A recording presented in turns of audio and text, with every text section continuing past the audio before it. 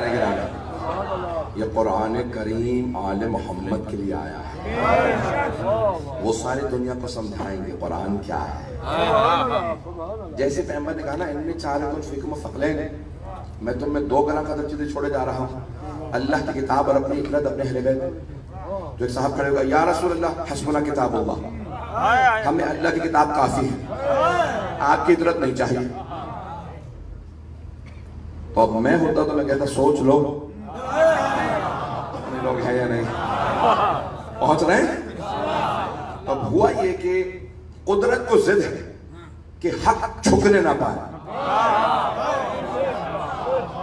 اب جس نے نعرہ لگایا تھا نا کہ ہمیں اللہ کی کتاب کافی ہے، سب سے پہلے وہی در امیر المومنین کے آیا۔ کچھ لوگ پہنچ گئے ہیں، میرے پاس اور وقت نہیں ہے۔ سب سے پہلے وہ لوگ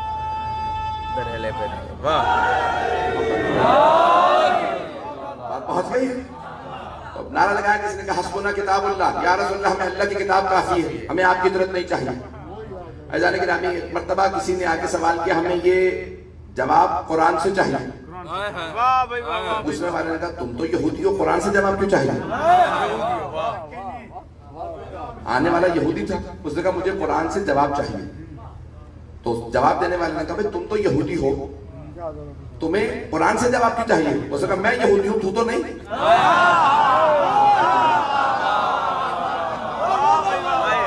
تو مسلمان ہے، تو قرآن سے جواب دے۔ تو پوچھا دوست سے پوچھا بھی جواب آتا ہے؟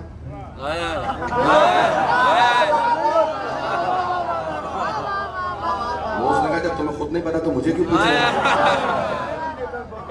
کیا کہہ رہے ہیں؟ گھر سے پوچھ لو۔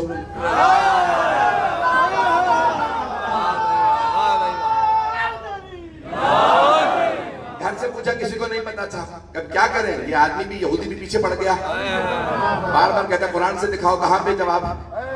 تو دوست نے کہا بھی چلو علی کے پاس چلتے، علی کو ضرور پتا ہو، کہ وہ تو مجھے بھی پتا ہے، لیکن ہم تو نعرہ لگا چکے ہیں حسبنا کتاب اللہ، ہمیں اللہ کی کتاب کافی ہے۔ کہا تو یہ نہ کہنا کہ ہمیں ضرورت ہے، کہنا اسلام پہ وقت پڑا۔ بات پہنچ رہی ہے؟ آئے جناب امیر کے دروازے دستک دی، جناب امیر نے دروازہ کھولا، مسکرا کے دیکھا کہ کیا بات ہے؟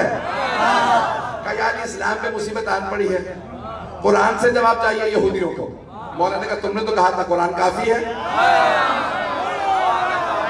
چلیں گے؟ تم نے تو کہا تھا قرآن کافی ہے۔ کہا یار یہ جواب نہیں مل رہا، آپ ہی بتا دیجئے۔ تو ایک مرتبہ مولا نے کہا لاؤ قرآن، توجہ، مولا نے کہا لاؤ قرآن۔ ایک مرتبہ اس کے ہاتھ سے لیا، کھولا، کا یہاں جواب، توجہ۔ آنے والوں نے کہا یاری آپ نے بغیر دیکھے کیسے بتایا؟ آپ نے قرآن کھولا، کا یہاں جواب ہے، یہ آپ نے دیکھا کیوں نہیں؟ کہا مجھے دیکھنے کی ضرورت نہیں، میں وارث قرآن ہوں۔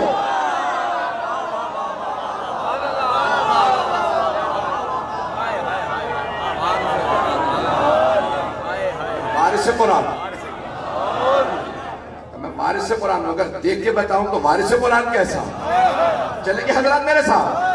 تو مولا نے کہا یہاں جواب ہے۔ پڑھنے والے نے ایک مرتبہ پڑھا، کہا یعنی جب آپ نے کہا ہے نا تو مجھے بھی سمجھ میں آ رہا، جواب تو اسی میں ہے، لیکن یہ آیت میں نے کئی بار پڑھی، مجھے جواب نہیں آیا تھا، آپ کے کہنے سے مجھے بھی پتا چل رہا ہے جواب یہی ہے۔ تو ایک بات واضح ہو گئی، قرآن جب اپنے وارث کے ہاتھوں میں آتا ہے تو خود اپنا حق کھول دیتا۔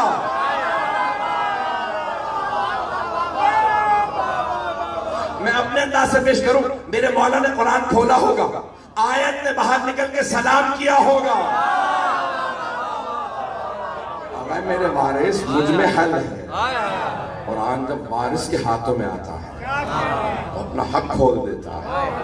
وارثان قرآن آل محمد ہے، اسی لیے قرآن اہل بیت ساتھ ساتھ، اور جو دشمنان اہل بیت تھے وہ دشمنان قرآن تھے۔ ایسا ہو ہی نہیں سکتا کہ دشمن اہل بیت ہو اور دشمن قرآن نہ ہو۔ اور پتہ کیسے چل رہا تھا؟ پڑھ تو قرآن رہے تھے، لیکن قرآن جب وقت پڑتا تھا تو نیزوں پہ بلند کر دیتے تھے، جس بی بی کو رباب کہا جاتا ہے۔ شب عاشور ہر ماں اپنے بیٹے سے کہہ رہی تھی بیٹا کل شجاعت کے جوہر دکھا. کوئی ماں کہہ رہی تھی اے میرے لال میرے بیٹو تم حیدر کرار کے نواسے ہو, جعفر طیار کے پوتے ہو, بہت اچھی طرح جا کرنا. ہر ماں, لیکن ایک ماں جناب رباب بار بار کہتی تھی علی اصغر بیٹا آپ ابھی اس لائق نہیں ہوئے کہ آپ میدان جنگ میں چل کے جا سکے. بیٹا بھی آپ بہت چھوٹے ہیں, لیکن بیٹا میرے دودھ کی لاج رکھ لیجیے. بیٹا میں فاطمہ الزہرا کی بیٹی نہیں ہوں, میں خاندان میں باہر سے بیاہ کے آئی ہوں. بیٹا میں اہل بیت میں سے نہیں تھی. بیٹا آپ کوئی کمزوری نہ دکھائیے گا, نہیں تو سب کہیں گے رباب کے دودھ کا اثر تھا. بیٹا بس میری آبرو رکھ لیجئے گا. میں کہوں گا جناب رباب آپ کی عظمتوں کو سلام ہو, اللہ نے آپ کو ایسا بیٹا عطا کیا ہے جو حسین ابن علی کی مظلومیت کی سب سے بڑی دلیل بن گیا. بس میں ساری شہادت نہیں پڑھوں گا. 10 محرم کو شہادت ہوئی. 11 محرم کا جیسے ہی دن نکلا تو راوی کہتا ہے جیسے ایک ٹوٹی ہوئی تسبیح کے دانے بکھر جاتے ہیں. بیویاں میدان کربلا میں بالکل ایسے ہی بکھر گئی. ہر بیوی اپنے اپنے شہید کو تلاش کر رہی تھی. کوئی بیوی کسی لاشے پہ کھڑی ہے, کوئی کہتی ہے واہ علی اکبرہ, کوئی بیوی کہہ رہی تھی واہ قاسمہ. ایک بیوی بہت زیادہ رو رہی تھی, بار بار کہتی تھی واہ عباسہ. لیکن روایت کے الفاظ ہیں 2 بیویاں کسی لاشے پہ نہیں گئی, وہ صرف مولا حسین کے لاشے پہ آئی. 2 بیویاں. پہلی بیوی کا نام ہے زینب کبریٰ اور دوسری جناب رباب. بس بھی میں جناب زینب کے مصاحف نہیں پڑھ پاؤں گا, وقت نہیں میرے پاس. جب جناب زینب آئی نا تو مولا سجاد کہتے ہیں میری پھپھی نے میرے بابا کا طواف کیا اور مدینے کا رخ کر کے کہا اماں آپ نے کہا تھا حسین کے گلے کا بوسہ دے دے. اماں کہیں جگہ نہیں ہے, اتنے تیر لگے ہیں حسین کو. اجرکم اللہ, اجرکم اللہ. بڑے بڑے بزرگ علماء نے یہ لکھا ہے. سید العلماء فرماتے ہیں کہ جب جناب رباب آئی نا مولا حسین کے لاشے پہ تو بی بی کی رو رو کے آنکھیں پتھرا گئے. اگر دیکھ سکے تو دیکھیے گا میری طرف کہ بی بی کے ہاتھ پس سے گردن بندھے ہوئے تھے. جب جناب رباب آئی تو آ کے کہا اے میرے سرتاج حسین, اے میرے مولا حسین, اے میرے آقا حسین, میرے ہاتھ پس سے گردن بندھے ہیں. اگر ہاتھ کھلے ہوتے تو میں ہاتھوں سے آپ کے لاشے پہ سایہ کرتی. دوسرا جملہ بی بی کا سوچیے گا, میرا آپ سے وعدہ ہے جو بھی گھر جا کے بھی سوچے گا ضرور روئے گا. بی بی فرماتی ہے میرے مولا اگر میرے سر پہ چادر ہوتی میں اپنی چادر کا آپ کو کفن دے دیتی. میں اپنی چادر کا آپ کو کفن دے دیتی. میرے مولا مجھے پتا ہے آپ کو شہادت سے پہلے پانی نہیں پلایا گیا, وعدہ کر کے جا رہی ہوں جب تک زندہ رہوں گی اب کبھی ٹھنڈا پانی نہیں پلاؤں گی.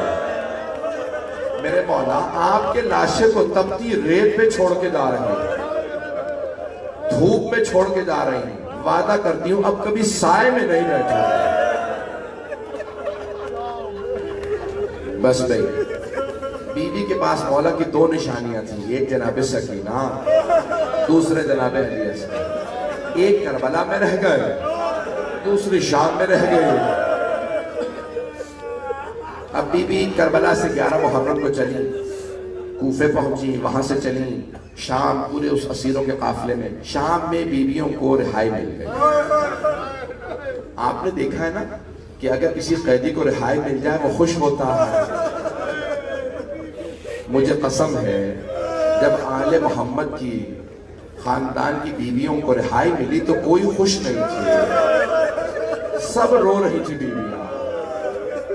اب پتہ نہیں رو کیوں رہی ہیں, شاید زندان میں رونے پہ تازیانے مارے جاتے تھے، رونے کی اجازت نہیں تھی. شاید بیویاں اس لیے بھی رو رہی ہوں کبھی زندانوں میں بھی قبریں بنا کرتی ہیں. اجرکم اللہ، بس میں رہائی ملی سب بیویاں بیٹھ کے رونے لگیں. مولا سجاد نے کہا یزید شہداء کے سر واپس کر دے. پہلا جو سر آیا بڑا ننھا سا سر تھا. جناب رباب نے برقعے کا دامن پھیلایا، کہا لاؤ علی اصغر کا سر مجھے دے دو. جب بی بی نے سر لیا تو ایک سوال کیا.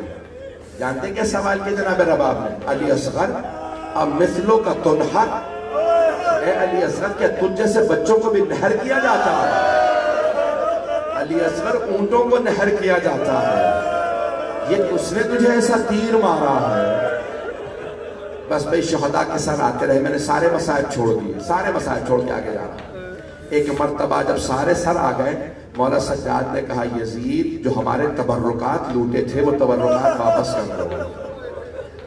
تبرکات میں جو پہلی چیز آئی وہ ایک چادر تھی. جناب زینب نے کہا لاؤ میری ماں کی چادر، لاؤ مجھے چادر واپس کر دو. اتنے میں ایک انگوٹھی آئی. جناب زینب نے پوچھا بیٹا سجاد یہ انگوٹھی کس کی ہے؟ کہا پھپھی اماں یہ میرے بابا کی انگوٹھی ہے. وہ جن دن انگوٹھی اتارنا چاہتا تھا اتر نہیں رہی تھی. اس نے خنجر سے انگلی کو کاٹا، انگوٹھی لے گیا. اگر دیکھ سکے تو اب ضرور دیکھیے گا. اتنے میں ایک آدمی آیا تو چھوٹی بالیاں لے کے. ساری بیویوں نے جناب رباب کو دیکھا، جناب رباب نے بالیوں کو دیکھا.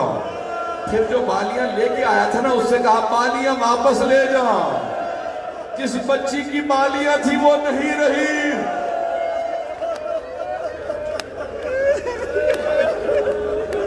ایسے مولا سجاد جناب زینب نے رو کے کہا بیٹا سجاد یہ راستہ تو زندان کو جاتا ہے. کہا پھوپھی اماں میری ماں زندان کی ایک چھوٹی سی قبر سے ودا کرنے گئی. علماء کہتے ہیں کہ جیسے ایک ماں بچے سے لپٹ کے روتی ہے ویسے ہی جناب رباب قبر سے لپٹے ہوئے تھی اور رو کے کہہ رہی تھی سکینہ اٹھو ہم مدینے واپس جا رہے ہیں. بیٹی آپ کو سب سے زیادہ شوق تھا مدینے جانے کا، سکینہ کیوں نہیں اٹھتی ہم جا رہے ہیں. ایک مرتبہ جناب زینب آگے بڑھی، مولا سجاد آگے بڑھی، جناب رباب کے بازو کو پکڑا. کب رباب صبر کیجئے. بس بھئی ایک مرتبہ بیویاں چلی، چہلم پہ کربلا پہنچی.